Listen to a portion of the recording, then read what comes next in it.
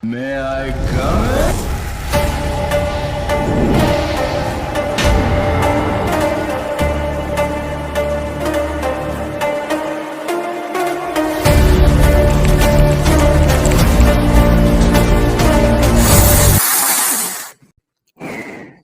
লেউড়া, দিন দিন জীবনটা মানে পুরো ধনে পাতা হয়ে যাচ্ছে।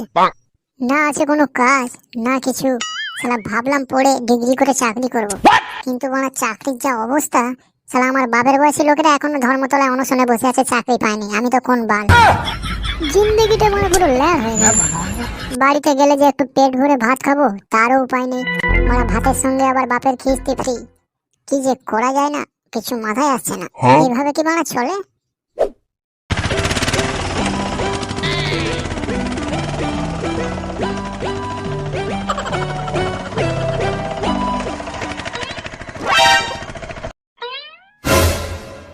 এই গান মেরেছে রে শালা। মাছগুলোর অবস্থা দেখে তো মনে হচ্ছে বেশিক্ষণ টিকবে না। এখন কি করা যায়?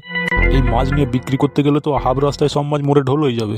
মানে 500 টাকা জলে চলে যাবে তাহলে। না না, বেশিক্ষণ দাঁড়িয়ে থেকে লাভ নেই, বরঞ্চ আর একটু এগিয়ে যাই। যদি কাউকে দেখতে পাই, একটু কম দামে মাছগুলো গুছিয়ে দিয়ে কোনো রকম বাড়ি ফিরতে পারলে বাঁচি, নাহলে আবার 500 টাকা গাধার গাঁড়ে।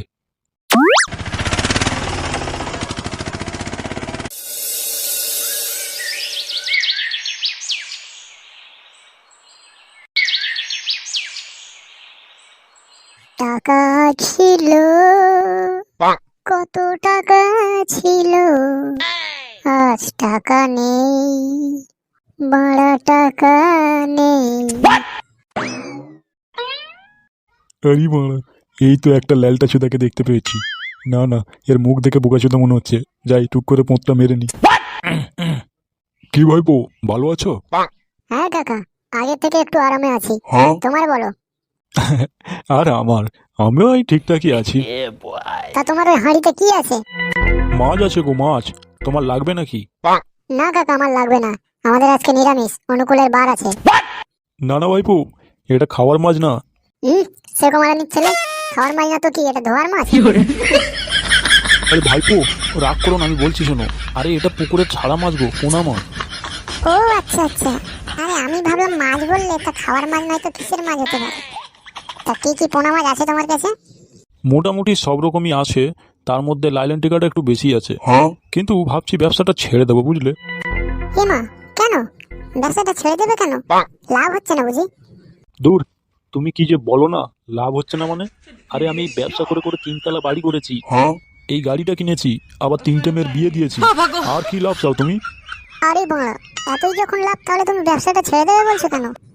আসলে ব্যাপারটা কি বলতো, বয়স তো আর কম হলো না, সেই ন্যাংটো বয়স থেকে ব্যবসা করছি। আর এই ব্যবসা করতে করতে আমার তলার চুলে মানে টাকের চুল পেকে সাদা হয়ে গেল, দেখতেই তো পাচ্ছো। সেই জন্য আর ভালো লাগে না গো। এবারে একটু বাড়িতে বসে রেস্ট করতে চাই, সেই জন্যই ব্যবসাটা ছেড়ে দেবো ভাবছি আর কি। এখন দেখি, রাস্তায় যেতে যেতে যদি কোনো ভালো কাস্টমার পাই, তাহলে সব মাছগুলো তার কাছে বিক্রি করে দিয়ে আর বাড়ি চলে যাব।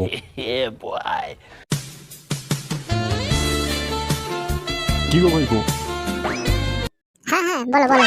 ঠিক আছে ভাইপো, আমি এখন আসি, কেমন? বলছিলাম কি কাকা, তা তোমার কত টাকার খানি মাছ আছে এর মধ্যে? তা ধরতে পারো 500 টাকার মতো তো হবে। কেন বলো তো?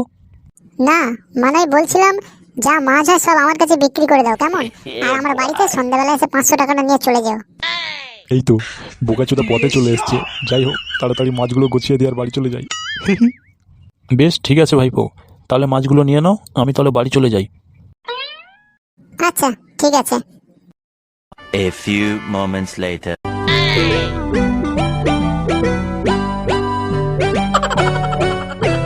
এই মাছ নেবে নাকি গো? মাছ, পোনা মাছ আছে, পোনা মাছ।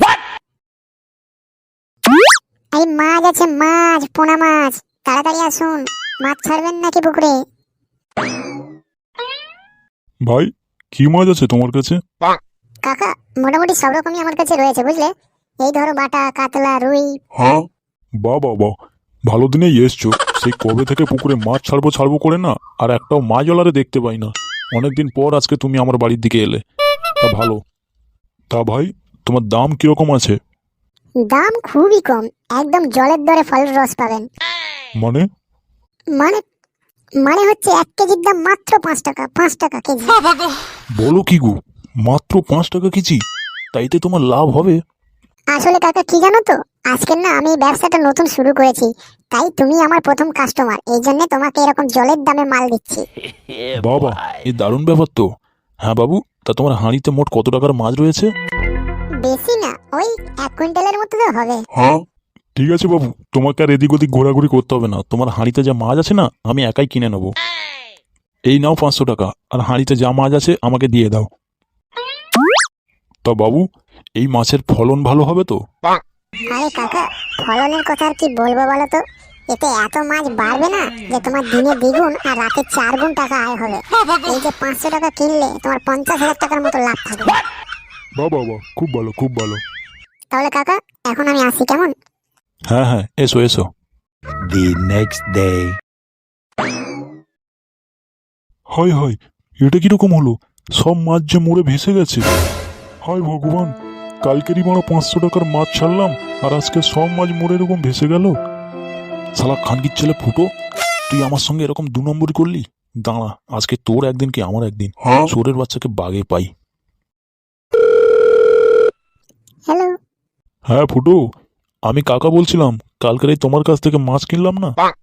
হ্যাঁ হ্যাঁ কাকা, বলো কি হয়েছে? আরে ভাইপো, কি মাছ দিয়েছো মারা! একদম একদিনে তো 500 গ্রাম করে হয়ে গেছে। একদম পুকুরে লাফালাফি করছে। তাড়াতাড়ি চলে আসো, দেখবে যদি। আরে বাস, তাহলে তো তোমার কপাল ফিরে গেল গো কাকা। আমি বলেছিলাম না মাছের ফলন ভালো, তাহলে কিন্তু আমাকে মিষ্টি খাওয়াতে হবে। একদম। আরে মিষ্টি তো আমি তোমার জন্য কিনে এনেছি গো। তুমি তাড়াতাড়ি আমার বাড়ি চলে আসো, দেখবে মাছগুলো কিরকম লাফাচ্ছে জোরে জোরে। হ্যাঁ হ্যাঁ আসছি কাকা। খানকির ছেলে, মিষ্টি খাবে? আয় আমার বাড়ি না, আমি তোকে এমন মিষ্টি খাওয়াবো তোর 14 গোষ্ঠী মনে রাখবে। ওরে বাবা রে, দৌড়ে দৌড়ে এলাম না মাছ দেখবো বলে, তাই দম লেগে গেছে। কই কিরকম মাছ লাফাচ্ছে দেখি। ওই তো দেখ, জলের ওপরে। এ কি কাকা, মাছগুলো এরকম জলে সব ভেসে গেছে কেন? আরে বুঝতে পারছিস না, এতক্ষণ ধরে লাফাচ্ছিল না, তাই ক্লান্ত হয়ে গেছে, তাই একটু জলের উপরে রেস্ট করছে শুয়ে। খানকির ছেলে, শালা 2 নম্বরই মাছ আমার কাছে গুছিয়ে দিয়ে আর বলছিস ভালো মাছ। শালা দেখ, 1 রাতের মধ্যে সব মরে ভেসে গেছে। বোকা চোদা, মিষ্টি খেতে এসছিস? দাঁড়া, তোর মিষ্টি খাওয়াচ্ছি আমি। কাকা কাকা কাকা, ভুল বুঝে না কাকা। শুয়োরের বাচ্চা।